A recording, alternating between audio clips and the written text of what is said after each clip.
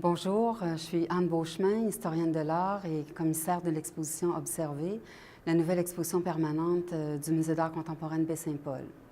Alors voilà, cette exposition, comme son titre l'indique, c'est Observer. Observer, c'est une exposition qui va durer pendant 8 ans, jusqu'en 2026. Et elle commence par présenter une sorte d'histoire de l'art dans la région de Baie-Saint-Paul et comment des artistes sont venus travailler dans la région, des artistes assez connus, très connus même, qui ont travaillé ici. Alors, il y a un premier volet de l'exposition qui présente ces œuvres et ces artistes, et le deuxième volet qui présente des œuvres plus récentes, soit par des artistes du symposium, ou encore des œuvres qui ont été offertes au musée par des collectionneurs.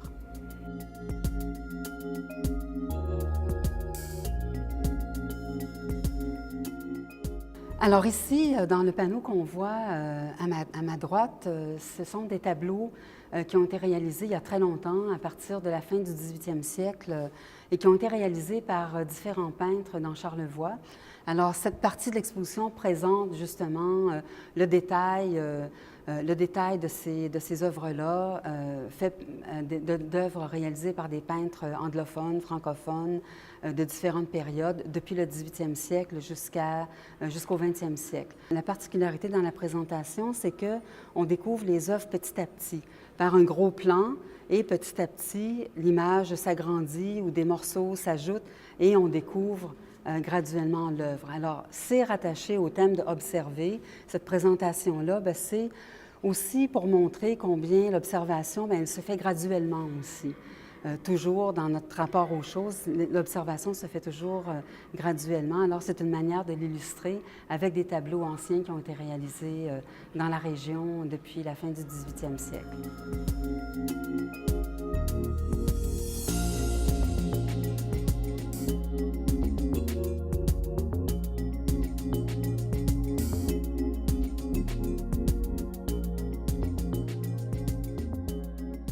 Parmi les peintres qui ont travaillé ici, il y a des peintres connus comme Jean-Paul Lemieux, René Richard aussi, qui est très connu à Baie-Saint-Paul et dans la région. Il y a aussi eu deux peintres anglophones, Kathleen Daly et George Pepper, qui ont travaillé dans la région, surtout Saint-Hilarion, Saint-Urbain. Et eux, ce qu'ils ont représenté surtout, c'était le paysage. Les peintres qui ont travaillé dans Charlevoix se sont intéressés beaucoup au paysage.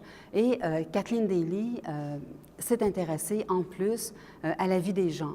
C'est-à-dire, elle est allée peindre vraiment des familles, des personnes dans leur maison pour représenter leur mode de vie.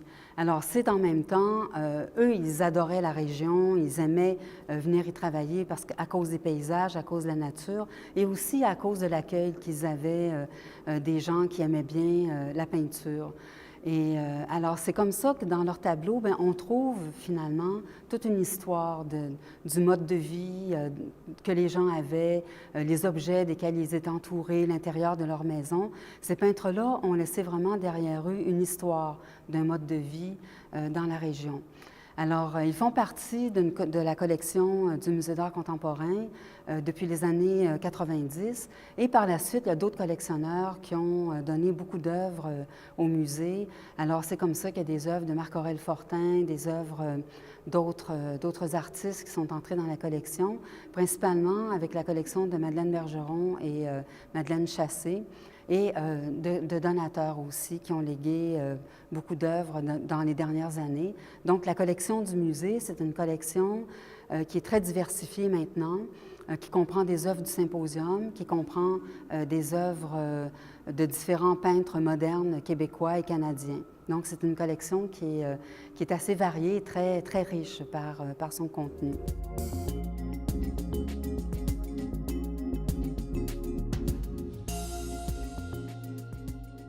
Alors, une des particularités de cette exposition permanente, c'est qu'il n'y a aucun texte près des œuvres pour décrire le contenu.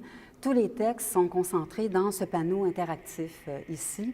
Alors, dans le panneau interactif, on trouve une version française, une version anglaise.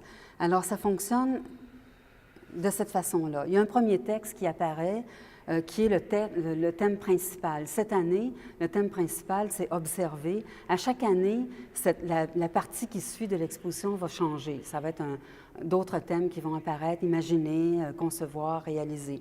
Alors, cette année, c'est le thème « Observer ». Alors, le thème principal est décrit dans un texte ici, mais on peut trouver d'autres textes, d'autres sous-thèmes dans le panneau interactif. Alors, le thème principal, il est divisé en 3 parties. Alors ici, on voit de l'observation à la vision intérieure. Ça regroupe le travail de certains peintres, de 4 peintres en fait. Et quand on clique sur cette partie, on voit la description du premier thème de l'exposition qui traite de l'observation et de la vie intérieure et de la vision intérieure. Alors ici, on voit un dossier, en fait, un texte qui va apparaître sur Blanche Bolduc et les 6 tableaux de Blanche Bolduc qui ont été sélectionnés pour l'exposition avec un texte qui explique. Et après ça, on peut retourner. Et là, on voit ici le deuxième peintre qui appartient à ce premier thème de l'exposition, Jean-Paul Lemieux. Alors, on voit l'œuvre de Jean-Paul Lemieux qui est ici, le texte sur son exposition. Et quand on monte, on voit ici une photographie de l'artiste et après ça, un texte sur sa biographie. Alors, toutes les œuvres de l'exposition sont présentées de cette façon-là. C'est important de consulter le panneau interactif qui a été réalisé par Martin Lessard.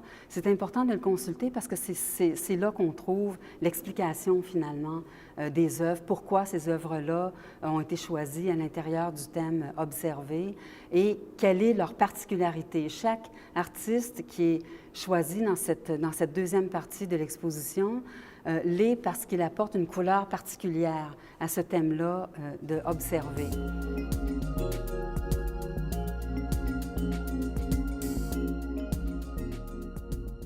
Un premier groupe d'artistes qui sont présentés dans l'exposition Observer ont comme particularité ou comme caractère commun d'avoir travaillé l'observation, mais en rapport avec la mémoire. Alors ici, on voit une première série de tableaux de Blanche Bolduc, qui est une peintre de Baie-Saint-Paul, native de Baie-Saint-Paul et qui a travaillé, qui a été très connue à Baie-Saint-Paul de son vivant.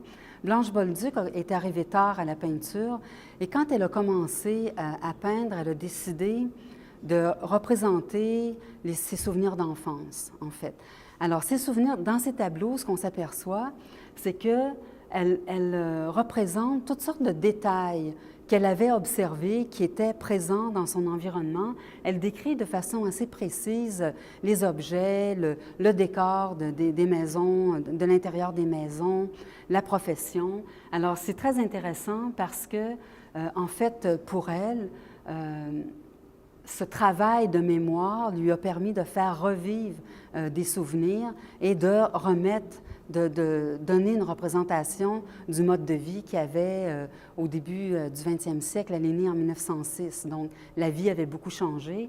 Et dans ces tableaux, bien, elle relate toutes sortes de moments. Ici, il y a le repos après le repas du soir.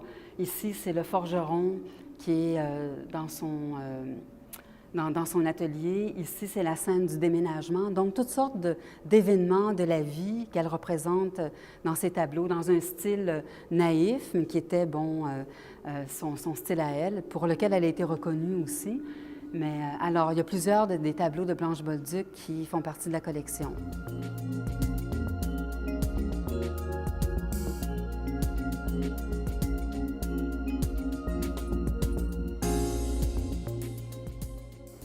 Alors, toujours dans le thème de l'observation et de la mémoire, du regard et de la mémoire, il y a 2 autres artistes qui sont présentés dans l'exposition et qui ont une approche différente de celle de Blanche Bolduc.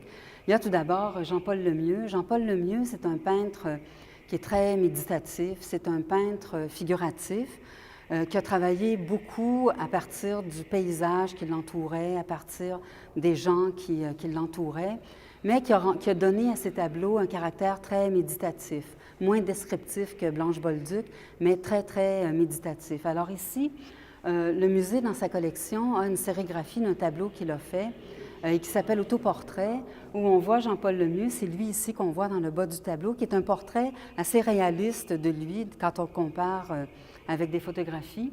Et ici, on le voit quand il est enfant et à l'arrière-plan, à demi caché, on le voit quand il est jeune homme. Et derrière lui, il y a des tableaux qu'il a peints à une autre période. Donc, pour lui, c'est une autre façon. L'observation, elle est traitée plus de manière à rendre un sentiment intérieur, de manière à rendre une méditation sur la vie, sur les différents âges de la vie, sur sa propre évolution. Donc, on voit que c'est une approche qui est, tout en portant sur le regard et la mémoire, qui est très différente de celle de Blanche Bolduc, qui est de ramener à nos souvenirs le mode de vie qui existait auparavant. Alors, pour Jean-Paul Lemieux, c'est une autre façon d'approcher le regard et la mémoire. Ici, à ma droite, il y a un tableau de Peter Cras. Peter Cras est un artiste roumain qui est installé à Montréal depuis vraiment plusieurs années. Peter Cras, il est d'origine roumaine et lui, ce qui hante tout son travail, c'est la mémoire, c'est l'oubli, c'est la mémoire des grands événements qui se sont passés dans l'histoire. Alors, il a fait toute une série de tableaux. Une grande partie de sa production porte sur la mémoire. Et dans ce tableau-ci, qui appartient à une série qui s'appelle Traces, il fait référence au paysage méditerranéen. On voit ici un tout petit paysage qui est assez abstrait, mais qui rappelle un paysage méditerranéen. Et les objets qui sont ici, la plaque de plomb, il a créé un ensemble pour parler du paysage, des traces qui disparaissent dans la nature et qui font en sorte que des événements importants qui se sont produits sont graduellement transformés par la nature et disparaissent. Donc, il fait ces tableaux-là pour rappeler à la mémoire qu'à certains endroits, il y a eu des événements importants qui se sont produits. Alors ici, le tableau qui est présenté ici, qui s'intitule « 6 vues de Tolède », c'est le troisième tableau d'une série de 6 tableaux. Alors, c'est pour parler de la fuite des Juifs en 1492 qui avaient été expulsés d'Espagne. Donc, c'est des tableaux qui, pour lui, portent sur la mémoire, mais la mémoire de la grande histoire dans laquelle on vit.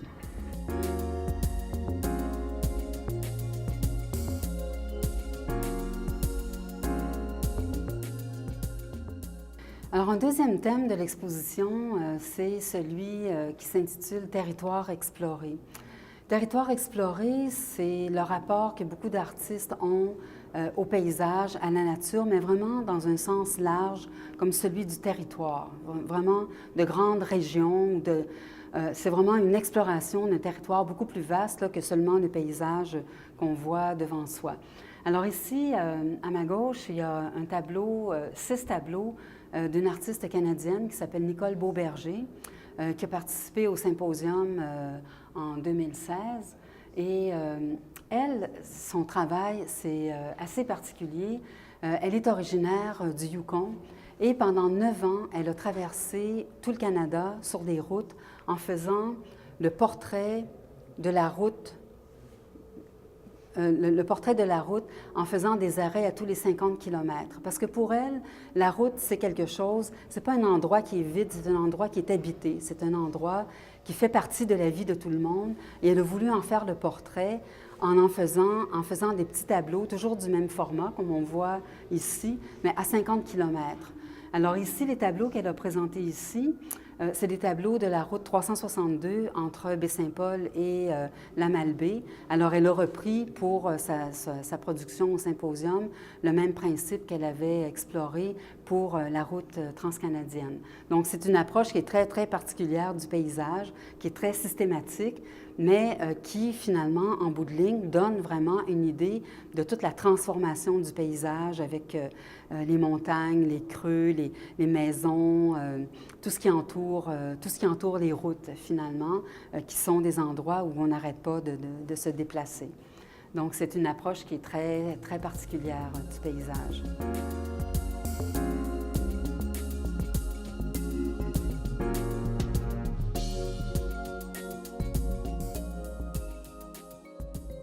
Alors ici, on a des tableaux de Bruno Côté, un peintre qui a travaillé à Baie-Saint-Paul, très connu dans la ville de Baie-Saint-Paul. Bruno Côté, c'est un paysagiste vraiment dans l'âme, là. C'est ce qu'il a fait dans la majeure partie de sa carrière. Les tableaux qu'on présente ici, ce sont des tableaux qu'il a peints en 1980.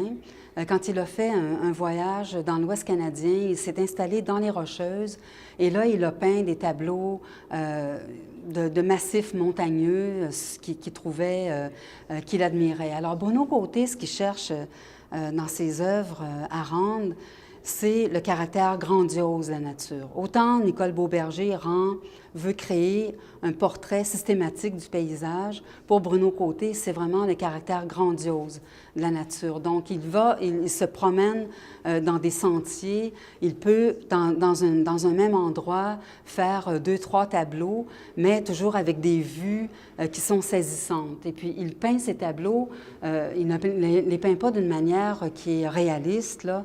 Il y a tout un travail de pictural là, dans lequel on voit les coups de pinceau, on voit l'épaisseur de la peinture, on voit des couleurs beaucoup plus vives, on voit des tons un peu jaunes dans ces nuages.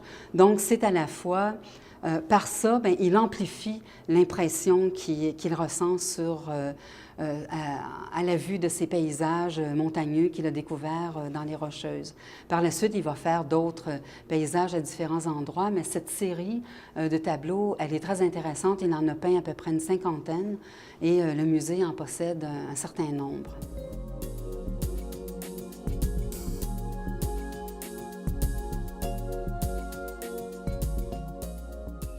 Alors ici, c'est une œuvre de Karine Locatelli. Karine Locatelli, c'est une artiste qui vit à Baie-Saint-Paul et qui a réalisé cette œuvre lors du symposium. Alors, Karine Locatelli, elle s'intéresse au paysage, elle s'intéresse à la transformation du paysage engendrée par notre empreinte, engendrée par les transformations géologiques engendrées par toutes les actions humaines. Donc, elle a fait ici une œuvre qui est tout à fait particulière, qui est une toile brute à laquelle elle a attaché des fils et au bout desquels il y a des pierres. Et avec cette toile brute sur laquelle, bon, la toile brute est dessinée avec il y a toute une texture de plume à l'encre avec laquelle elle a dessiné sur la toile. Et donc, elle fait ici une œuvre qui est transformable. Alors, ça va avec son idée de s'intéresser aux transformations du paysage et elle permet aux visiteurs, en fait, qui peuvent jouer avec les pierres et déplacer la montagne tranquillement, d'expérimenter avec cette transformation du paysage qui est un thème très important dans son travail. Pour réaliser cette approche du paysage, elle voyage, elle va dans le Grand Nord, elle s'imprègne de ces paysages-là, elle fait des dessins sur place et quand elle revient dans son atelier, c'est là qu'elle va dessiner sur de la toile brute, elle va dessiner de ces paysages qui, après ça, ici, dans cet exemple-ci, elle l'a conçu en tant qu'installation mobile transformable.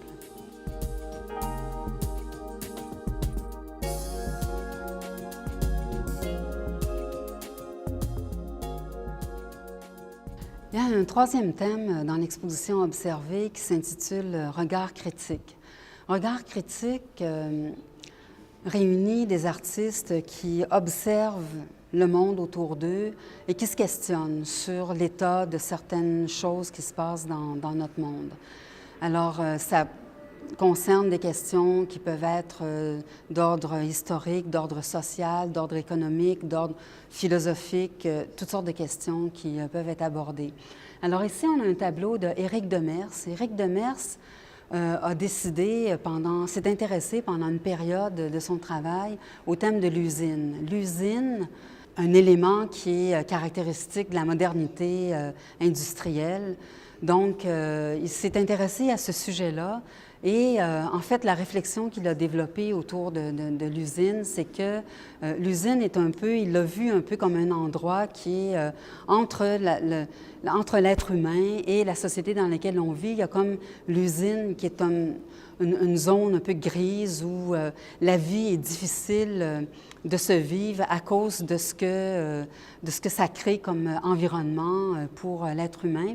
Et dans son tableau, alors on voit dans le haut du tableau une photographie de l'usine, d'une usine en particulier qui est située dans la ville de Baltimore aux États-Unis. Et dans le bas du tableau, toute la partie qui est extrêmement texturée, c'est comme un peu le sol dans lequel se sont enracinées les usines dans notre monde. Donc, en accordant une place aussi importante dans son tableau à tout ce sol, c'est qu'il montre avec ça l'enracinement de l'industrialisation dans notre société et les questions qu'on peut se poser sur l'importance de ce phénomène et comment ce phénomène influence nos vies finalement.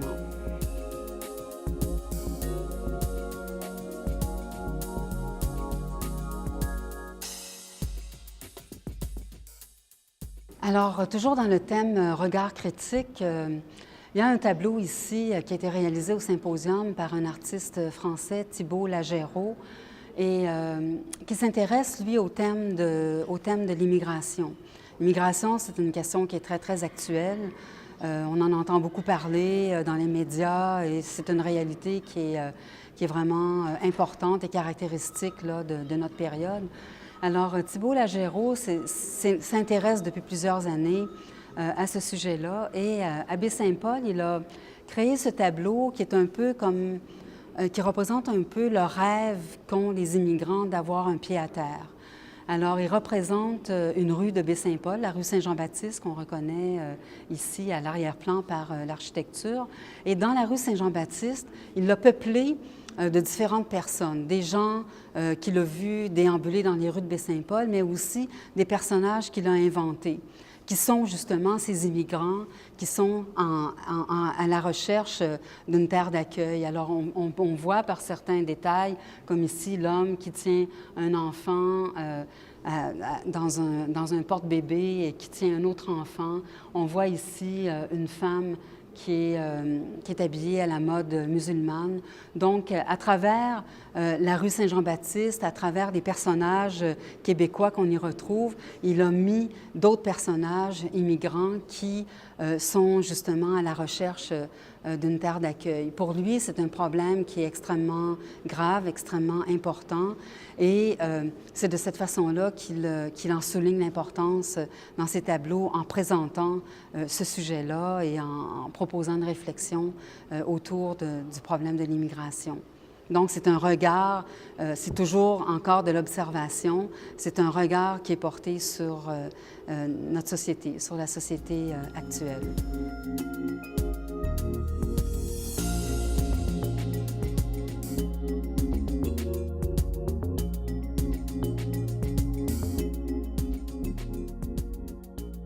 Alors, Philippe Allard a réalisé l'œuvre qui est à ma gauche, qui s'appelle L'Étourdisseur et qui présente comme une sorte de tourbillon avec un éclairage stroboscopique. La réflexion de Philippe Allard, toujours dans l'optique de regard critique du troisième thème de l'exposition, c'est une réflexion sur les îlots de plastique qui envahissent de plus en plus les océans. Alors, à partir d'une œuvre qu'il a créée, il avait créé au symposium une très, très grande rosace avec des boîtes de lait pour le transport de lait en plastique. Donc, avec tous les résidus, il les a rassemblés dans cette colonne qui est animée par un moteur. Et en fait, bon, il indique par cette œuvre-là la création, justement, il fait référence à la création de ces îlots de plastique qui sont vraiment des déchets de notre civilisation et qui sont en train de contaminer toute la faune aquatique, la flore aquatique. Donc, c'est un problème qui devient de plus en plus important.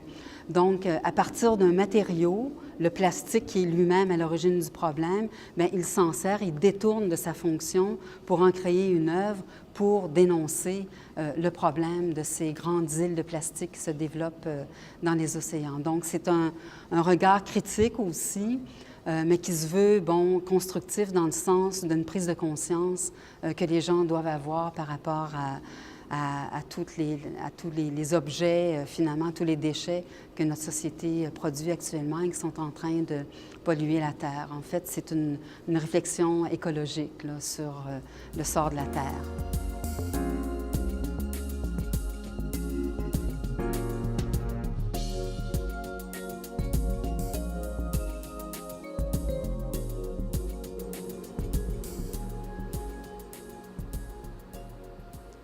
L'exposition présente aussi une installation immersive qui est composée de 4 écrans sur lesquels sont projetées des œuvres qui vont être exposées au cours des 8 années de l'exposition permanente. Et ce qui est particulier, c'est que ces œuvres-là, elles sont animées. On en voit des détails et c'est tout un montage qui a été fait par 2 artistes visuels, Jean-Philippe Thibault et Stéphane Baudet, qui ont réalisé cette installation immersive. Alors, ils nous font pénétrer graduellement à l'intérieur même des tableaux. Parfois, on a l'impression d'assister à la réalisation même des œuvres où ils animent encore certaines parties d'un tableau qui est autrement est statique, là, comme est la peinture. Donc, c'est vraiment pour proposer au regard un autre point de vue sur les œuvres et faire vivre aux visiteurs une expérience sensorielle qui est différente de celle de regarder un tableau.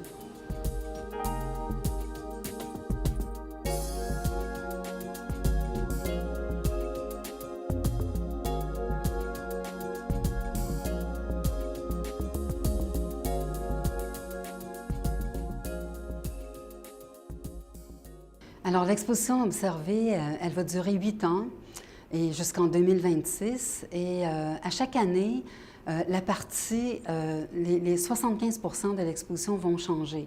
Cette année, le grand thème, c'est observer parce que pour observer les tableaux, observer l'art, observer le monde, observer enfin tout le contenu finalement qui est présenté par les artistes dans les œuvres d'art.